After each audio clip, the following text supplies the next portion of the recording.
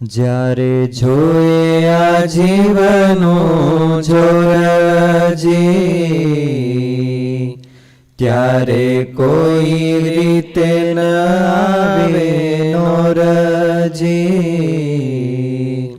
અંતર શત્રુ અતિ મહાઘોરજી, મટવા નદીએ મહાપ્રભુના ચોરજી.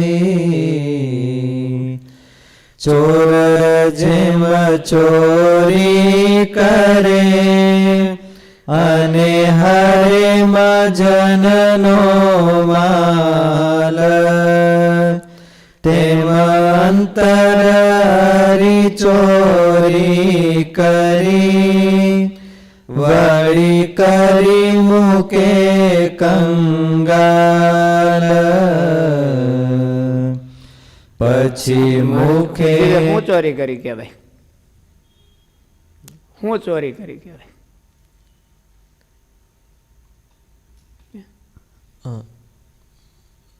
આપણે ભગવાનના માર્ગ ઉપર જતા હોય, આપણું કલ્યાણ ચોરી કર્યું કહેવાય.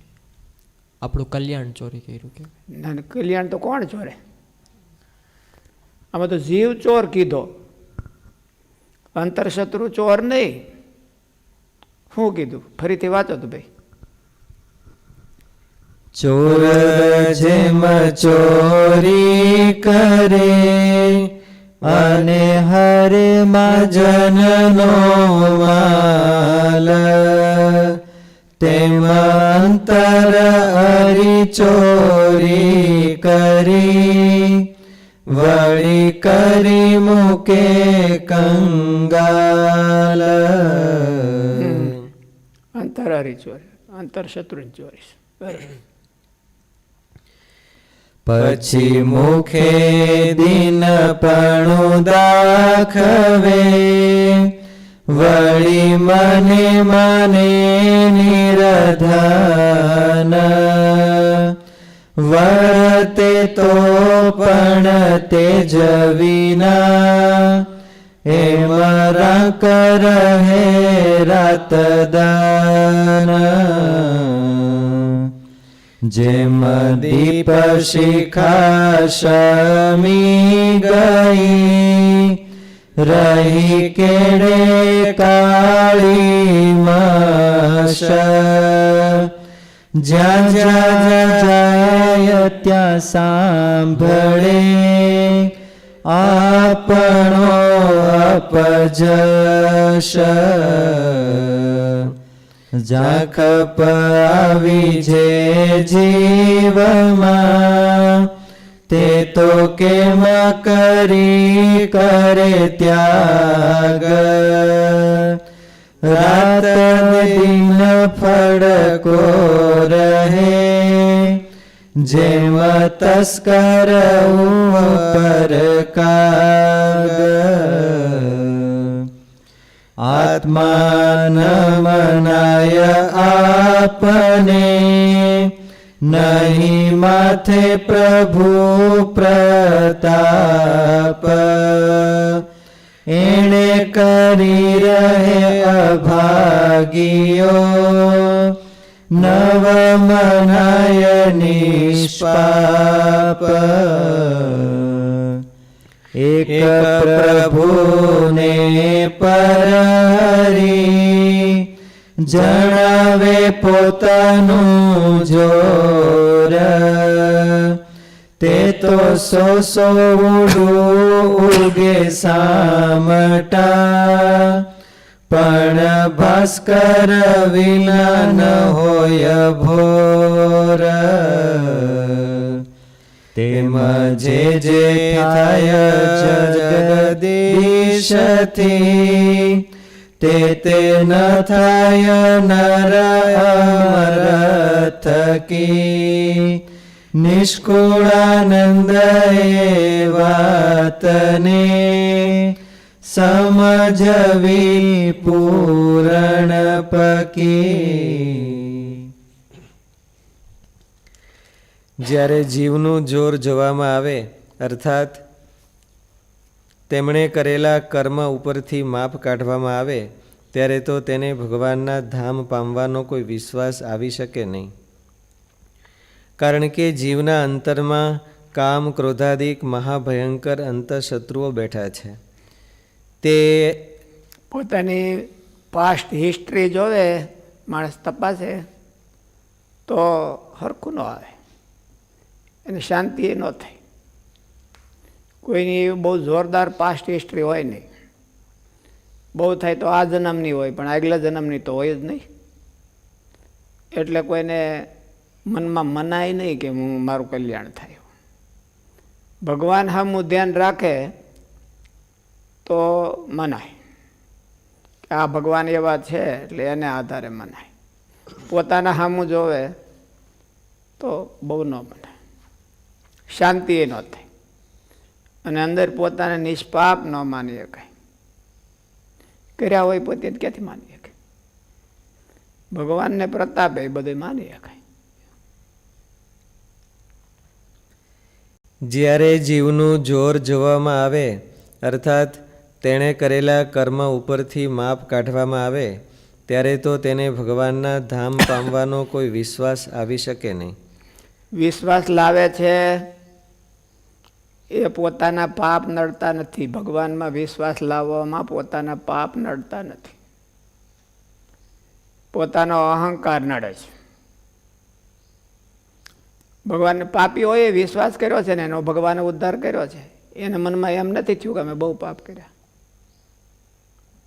મહારાજ વચનામૃતમાં એવું કીધું કે યુધિષ્ઠિર મહારાજાએ કાંઈ પાપ નહોતું કર્યું, અને અર્જુને આખું મહાભારત ખતમ કરી નાખ્યું હતું. તો અર્જુનને મનમાં મારી પાસે જરા હેઝિટેશન નહોતું કે મેં ખોટું કરી નાખ્યું.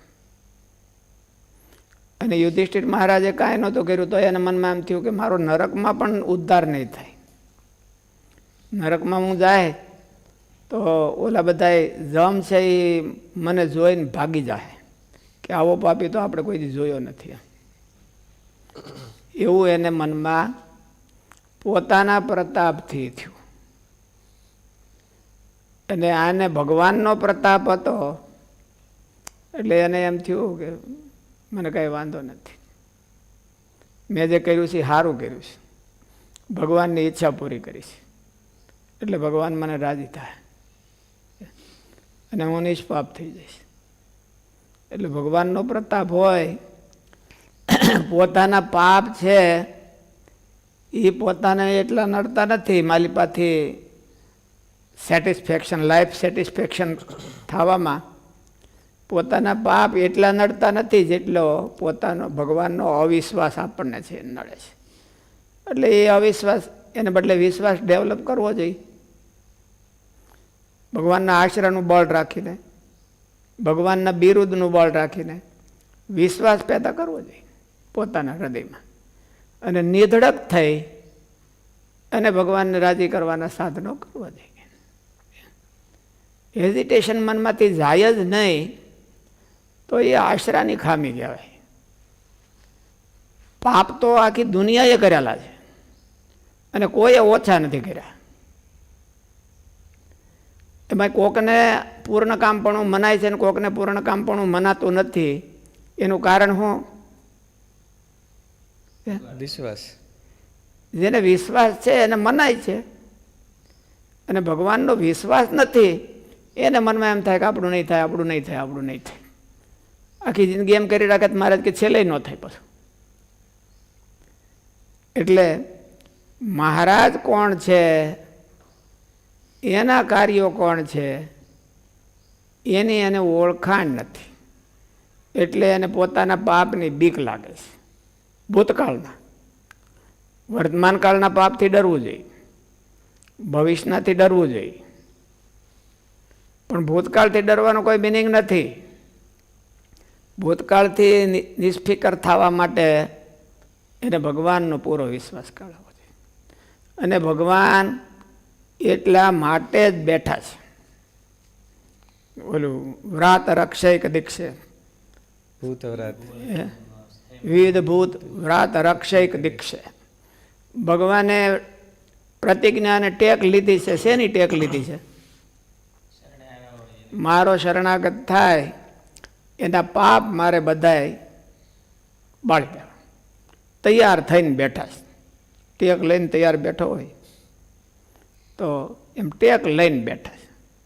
કોક જો શરણાગત મારો વિશ્વાસ રાખીને શરણાગત થાય તો એને મારે બાળવા. એવી ટેક છે ભગવાન. નમે ભક્તા પ્રણશ્યતી, એમ મારો ભક્ત એની દુર્ગતિ થવા હું નથી દેતો.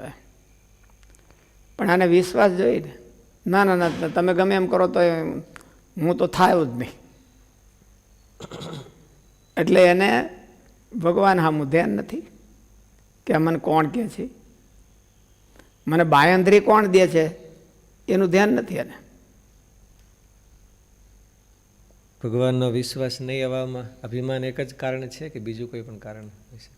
કે ભગવાનનો વિશ્વાસ નથી આવતો એમાં એટલે પોતાના કરતૂત ઉપર અભિમાનનો અર્થ એવો છે કે પોતાના કરતૂત ઉપર ધ્યાન હોય એમ કે મેં આવા કામ કર્યા છે, મેં આવા કામ કર્યા છે, મેં આ કર્યું છે, મેં સારું કર્યું હોય તોય ભલે ને. પણ એનો એ કોઈ બાંયધરી દઈ શકતા નથી. આ જગતના ગમે એવા સારા કામ હોય તો મોક્ષની બાંયધરી દઈ શકે નહીં.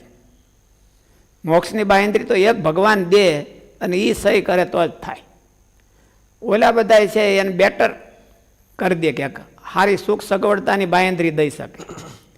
આ જગતના યજ્ઞ યાગાદિક ગમે એટલા ઉત્તમ કામ હોય, ગમે એટલી ઉત્તમ સાધના હોય તોય ભગવાનના ધામની બાંયધરી સાધનો ન દઈ શકે.